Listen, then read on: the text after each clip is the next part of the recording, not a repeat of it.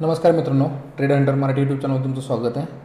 काल ॲनालिस्टचा व्हिडिओ टाकायचा राहून गेला, कारण थोडंसं पर्सनल काम होतं आणि बाहेर होतं, त्यामुळे उशीर झाला मला, त्यामुळे मी नाही टाकू शकलो. आज आपण ॲनालिस्ट करूया मंगळवार आणि बुधवारचा. ओके, कालचा बुधवारचा एकदा मंगळवारचा एकदा ॲनालिस्ट करून घेऊ आपण. मार्केटमध्ये कशा प्रकारे मूव आला आणि काय आला. ओके, तर इथं बघून घ्या. आता मी हे जे निर्णय आहेत ते आपले सायकोलॉजी लेवल आहेत. ओके, 47,000 किंवा 47,500 सायकोलॉजी लेवल आहेत. ओके, हे मार्क केलेलं आहे, आधीच सांगतो तुम्हाला, मी लक्षात येईल तुमच्या. ओके, आता लक्षात घ्या मार्केटमध्ये काय झालं होतं. मार्केटमध्ये कंटिन्यू अपसाईडचा मोमेंटम आहे. मार्केटमध्ये काय चालू आहे, आपल्या आता अप ट्रेंड चालू आहे. ओके, मी आधीच्या व्हिडिओमध्ये पण सांगितले तुम्हाला की जेव्हा अप ट्रेंड चालू असतो त्याच्या विरुद्ध कधी आपण अपोजिट साईडला पोझिशन अजिबात बनवायची नाही, अवॉइड करायची पोझिशन इथं.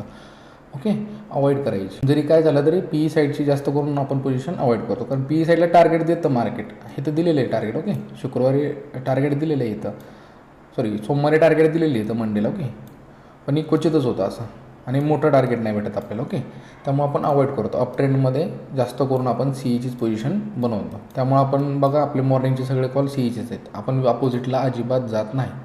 ओके, तर आता मंगळवारचं बघून घ्या, मंगळवारी मार्केटमध्ये काय काय झालं. ओके, मंगळवारी बघा मार्केटने काय केलं आहे.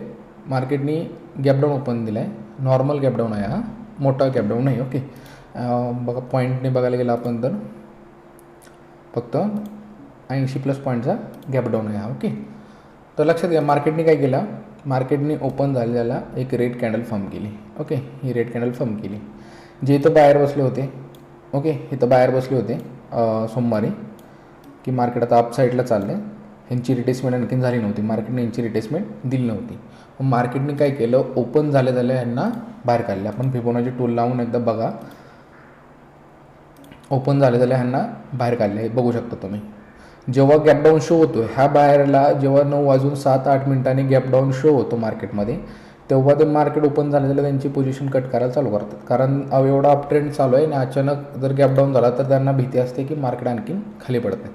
पण असं काही होत नाही लवकर. ओके, डायरेक्ट काय असं मार्केट खाली येणार नाही. लक्षात घ्या, जेव्हा गॅपडाऊन ओपन झाला म्हणजे शो झाला त्यांना गॅपडाऊन ओपन होणार आहे, त्यावेळेस इथली बाहेर जे होते ज्यांनी BTST घेतले होते, ओके, त्यांनी काय केलं, पोझिशन किट केली. ती सेलिंगची कॅन्डल इथं बनलेली आहे. ओके, सेलिंगची कॅन्डल बनली. त्यानंतर मार्केटने काय केलं की क्लोजिंग प्राईसच्या खाली ट्रेड करायला चालू केलं. नीट बघा इथं, क्लोजिंग प्राईसच्या खाली ट्रेड करायला चालू केलं. त्याच्या आधी मार्केट काय करत होतं, मार्केट बायरला इन्व्हाइट करत होतं. ओके, टार्गेट देत नव्हतं बायरला. त्यानंतर सेलरला इन्व्हाइट करत होतं, पण सेलर पी साईडला पण टार्गेट देत नव्हतं मार्केट. ओके, इथं बघायला गेलं तर पी साईडला मार्केटने इथपर्यंत लो काढायला पाहिलं होतं. जर मार्केटला वर जायचं आहे ना, तर मार्केटला भरपूर सेलर इन्व्हाइट करायला लागणार, मग मार्केट असं वर जाणार. ओके, जेव्हा हा लो क्लिअर होईल, डे लो क्लिअर होईल, तेव्हा जास्त सेलर येणार आहेत. ह्याच्या ब्रेकआउटनंतर आणखीन सेलर बसणार आहेत. मग त्यांची लिक्विडिटी कुठे भेटणार आहे, मार्केटला वरच्या साईडला. मार्केटने इथं काय असं काय मुवमेंटम दिलाच नाही. मार्केटने निम्म्यातूनच कुठं ना कुठं इथला सपोर्ट घेऊन मार्केटने वरच्या साईडला अप साईडला जाण्याचा प्रयत्न केला मार्केटने. पण अप साईडला जाण्याचा प्रयत्न केला, इथं पण टार्गेट नाही दिलं मार्केटने काय केलं, पुन्हा त्यांना काढलं. जे बाहेर बसले होते सपोर्टवर, पुन्हा त्यांना काढलं. जे इथं ब्रेकआउटला बसले होते, बरोबर, आणि कुठला तर कुठं हा ब्रेकआउट झाल्यानंतर आणखीन बाहेर बसले होते. 2 ब्रेकआउटला बाहेर बसले होते. आणि तिसरे बाहेर कोणते होते, तिसरे बाहेर हे होते, म्हणजे 0.6चं रिटेसमेंट झालं मार्केटमध्ये आणि ते बसले होते बाहेर. आणि चौथे बाहेर कोण, रिटेलर, म्हणजे नवीन बिगिनर आहे जे मार्केटमध्ये, जे अशा ग्रीन कॅन्डल बघितले ना, अशा ग्रीन कॅन्डल फॉर्म व्हायला लागल्या पाठोपाठ एका पाठोपाठ, बरोबर, ते बसले. ह्यांचे लिक्विडिटी कुठं सापडणार मार्केटला, खालच्या साईडला, बरोबर. पण मार्केटने काय केलं की त्यांना फक्त भीती दाखवून काढलं बाहेर, भीती दाखवून बाहेर काढलेलं आहे. ओके, म्हणजे इथं जे आहे ना, स्मार्ट मनीनं काम केलं नाही. म्हणजे जे मोठे पैसे लावतात ना, मोठे ऑपरेटर असतात ना, जे मोठी अमाऊंट लागतात मार्केटला हलवतात, त्यांच्यानुसार मार्केट चालवतात, त्यांनी इथं काम नाही केलेलं. इथं रिटेलरवालेच काम करत होते. म्हणजे जे बाईंगला बसायचे, पुन्हा ते एक सपोर्ट वगैरे बघून पुन्हा रेजिस्टन्स बघून वगैरे पुन्हा सेलिंग यायची. मग ही सगळे रिटेलर काम करत होते. त्यानंतर काय केलं, मार्केट एक रेजिस्टन्स घेत होतो. कोणता रेजिस्टन्स, क्लोजिंग प्राईजचा रेजिस्टन्स घेत होतो. बघा, मी स्क्रीनशॉट पण टाकले त्याच्या आधी, आपल्या ग्रुपवर तुम्ही बघू शकता एकदा की मार्केट वारंवार काय करते, सारखं सेलर अलाइनमेंट करते. इथं दिसते तुम्हाला एक सेलर, दुसरा सेलर आणि हा तिसरा सेलर. सेलरला इन्व्हाइट करते मार्केट. ओके, बाहेर बसवते पण बाहेरला लगोलगच काढते.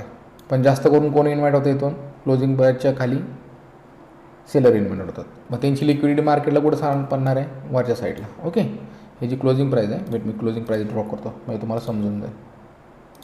ओके, आता काय करते मार्केट की जास्त करून काय करते, सेलरला इन्व्हाइट करते. एक सेलर झाला, दुसरा सेलर झाला, तिसरा सेलर झाला. ओके, त्यानंतर मार्केटला कुठं लिक्विडिटी सापडण्याची वरच्या साईडला सापडणार आहे. मार्केट काय करतं लक्षात घ्या, मार्केटला मूव द्यायचं असेल ना तर सकाळी 9 ते 11च्या दरम्यान मार्केट मूव देऊन मोकळं होतं. त्यानंतर मार्केट 99% बघा तुम्ही, जास्त करून आहे ना 70-80% तर मार्केट साईडवेज असतं. त्यानंतर मूव येतो आफ्टरनून, आपण म्हणतो सेकंड सेशनला मूव येतो एक, आणि थर्ड सेशनला एक येतो.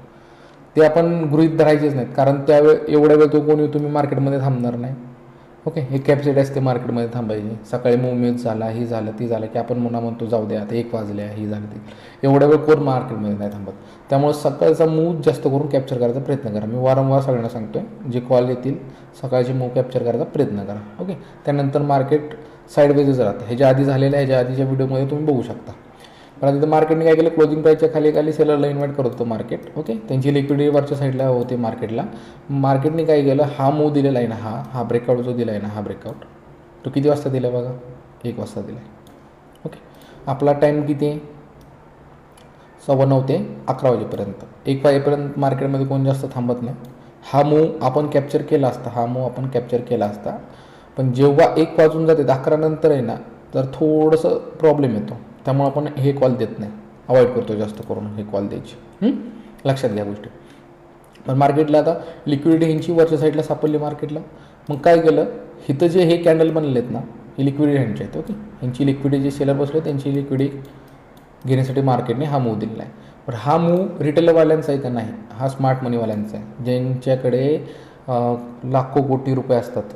म्हणजे एका टायमिंगला $10 मिलियन वगैरे लावतात ते लोक, मोठे मोठे पैसे लावणार आहे, त्यांचा मूव आहे. लक्षात घ्या, हा रिटेलरचा मूव नाही आहे. ह्याच्यामध्ये काय झालं, हा मूव एवढा खतरनाक कसं काय आला, एवढा खतरनाक कसं काय मूव आला, एवढ्यातच 10 मिनटातच जवळजवळ नाही म्हटलं तर टार्गेट बघा किती दिले. ब्रेकआउट नंतर धरतो फक्त मी, ब्रेकआउट नंतर बघा टार्गेट किती दिले, ऑलमोस्ट 300+ पॉईंटचे टार्गेट दिले. किती, 10 मिनटात, 10 ते 20 मिनटामध्ये दिले. मग एवढा मूव का आला, तर ह्याच्या मागचं रिझन तुम्हाला सांगतो. आता पहिली गोष्ट लक्षात घ्या, सेलरला इन्व्हाइट केलं, त्यांची लिक्विडिटीवर सापडली मार्केटला, लिक्विडिटी सापडली. त्यानंतर दुसरं काय झालं की ह्या ब्रेकआउटनंतर आणखीन बाहेर बसले, बरोबर. मार्केटला काय झालं, पुश मिळाला. पहिला पुश कुठला होता, आपला लिक्विडिटीचा. जे इथं सेलिंग करून बसले, तिथं सेलिंग करून बसले, ते काय करणार, लिक्विडिटी त्यांची असेल इथं ठेवणार आहेत, बरोबर का. पहिला पुश हा मिळाला. दुसरा पुश कुठला भेटला, ब्रेकआउट झाला, बरोबर. दुसरा पुश हा भेटला. पहिला पुश आपला कुठला, लिक्विडिटीचा. दुसरा पुश ब्रेकआउटचा. आणि तिसरा पुश कोणता आहे बघा, जेव्हा एक सायकोलॉजी लेवल ब्रेक होते तेव्हा आणखीन बाहेर ॲड होतात. ब्रेकआउटचं एक झालं, सायकोलॉजी लेवलचं एक झालं, आणि हे एक झालं लिक्विडिटीचं. आणि चौथा मूव एवढा फास्ट येण्याचं कारण काय होतं की अशा ग्रीन कॅन्डल बघून आणखीन रँडम बाहेर मार्केटमध्ये एंट्री करतात. अशा ग्रीन कॅन्डल बघून चला मार्केट चालल्यावर आता एंट्री घेऊया. ह्या 4 गोष्टीमुळे एवढा मोठा मूव कॅप आलेला आहे, लक्षात घ्या गोष्टी. ओके, इथपर्यंत आलं लक्षात तुमच्या. पहिल्यांदा मार्केट काय राहिलं, साईडवेज राहिलं. हे मार्केटचं रिएक्शनच आहे. मार्केट ह्या झोनमध्ये जास्त करून साईडवेज राहिलेलं आहे, तुम्ही चेक करू शकता. हा झोन चेक करा तुम्ही, रेक्टेंगल आपण दाखवतो तुम्हाला, हा झोन चेक करायचा. हा जो झोन आहे बघा तुम्ही, मार्केट काय राहिलं आहे, मार्केट पूर्ण साईडवेज राहिले. एक दिवस नाही, हा शनिवारचा दिवस जरा सेशनचा, नंतर सोमवारचा आणि मंगळवार हाफ टाईम, तर मार्केट फर्स्ट सेशनपर्यंत तर साईडवेज झोनमध्येच राहिले. जेव्हा ब्रेकआउट दिला त्यानंतर मार्केटने मूव द्यायला चालू केलं, लक्षात घ्या गोष्टी. ओके, आणि जेव्हा पण कधी मार्केट अप ट्रेंडला चालू असेल तर त्याच्या विरुद्ध जाण्याचा प्रयत्न करायचा नाही, लक्षात घ्या गोष्ट. आता दुसऱ्या दिवशी काय झालं बघा, मार्केटने काय दिलं, गॅप डाऊन ओपनिंग दिला. गॅप डाऊन ओपनिंग दिलं इथं मार्केटने.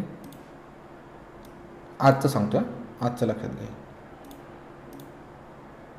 मार्केटने काय केलं, गॅप डाऊन ओपनिंग दिला. गॅप डाऊन ओपनिंग देऊन काय केलं, मार्केटने रेड कॅन्डल बनवली. अगेन कुठली कशासाठी बनवली रेड कॅन्डल, आता लक्षात आलं होतं तुमच्या. जे हे बाहेर आहेत इथं, ते ऑलरेडी उठलेले आहेत. हे बाहेर आहेत, ऑलरेडी उठलेले आहेत. हे बाहेर आहेत बघा, यांची रिटेसमेंट दिली मार्केटने. नीट चेक करायचं आहे. फिबोनाची टूल यूज करा, इथून ड्रॉ करा, हायपर्यंत ड्रॉ करा. काढले मार्केटने 0.6 0.7पर्यंत आले मार्केट. Gap down open. मग त्यांनी काय केलं, पोझिशन कट करायला चालू केली.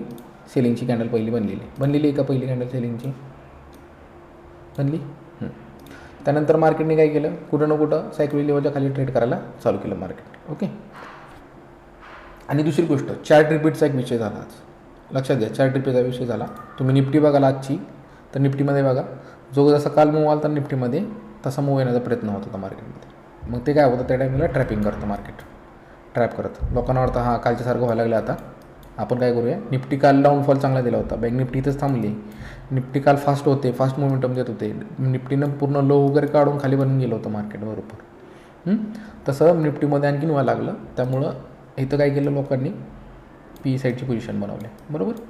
निफ्टी बघून पी साईडच्या पोझिशन बनवले. मग त्यांची लिक्विडिटी मार्केटला कुठं सापडली, वॉटर साईडला. आता मार्केट काय करते लागेल, नीट लक्ष घ्या. कुठं ना कुठं काय करते, क्लोजिंग प्राईसच्या खाली रेजिस्ट्रेशन घेते का, घेते.